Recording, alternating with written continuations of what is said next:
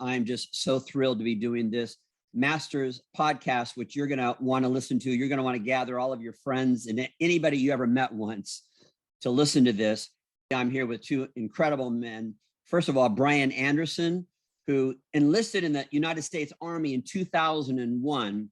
His deployment date was on September 11th of 2001. He served 2 tours of duty in Iraq, was stationed in Baghdad, and earned the title of Sergeant in the Military Police.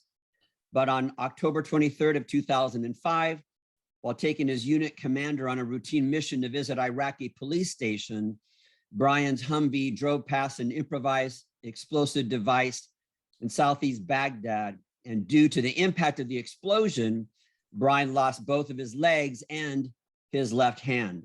I'm also joined here today by Master Sergeant Cedric King, who entered the United States Army in 1995 on July 25th of 2012 during his second tour in Afghanistan.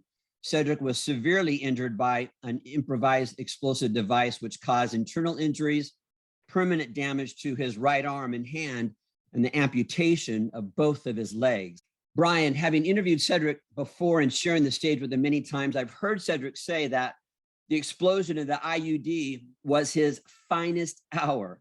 If I were to ask you that question, if you could go back and change the day when you lost both your legs and your left hand, would you change that day? If you would ask me the year that I got blown up, yeah, I would probably say yes.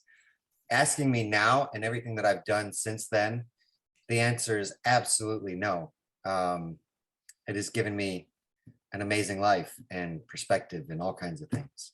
Cedric, why did you share that, Cedric, in the message that you have, that was your finest hour? Hey, I think Bryan summed it up great, man. If you had asked me at that moment or before, I'd be like, there's no way, because that's looking at it on the front end. If you took me, God forbid, but if you took me out today, bro, I had a great ride. Even in the military, I had a great ride. I wouldn't trade that for nothing. I'm pretty sure, man, Bryan probably feels the same. I won't put words in his mouth. But Bryan, is that how you feel? It is how I feel. I mean, it was a great ride. And, you know, we only get one life. And, you know, I got to experience things. And to me, that's the greatest thing in life, is being able to experience all these different things. Plus, I've been able to help countless people after the fact, because I had a good attitude, got back to good pretty quick.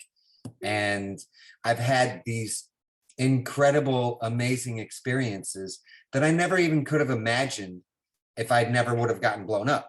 And so to me, it's just part of the ride, part of the journey, and part of that one life that you get. And at least I got to say that I experienced it.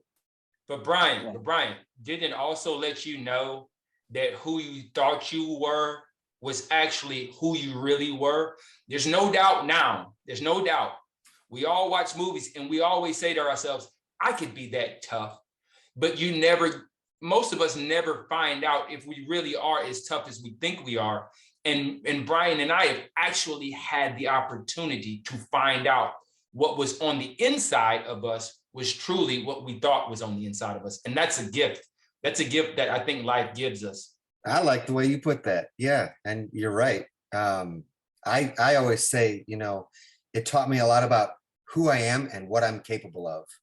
And to be honest, like, I didn't know. I was 24 years old when I got blown up, and I didn't really know who I was as a person yet.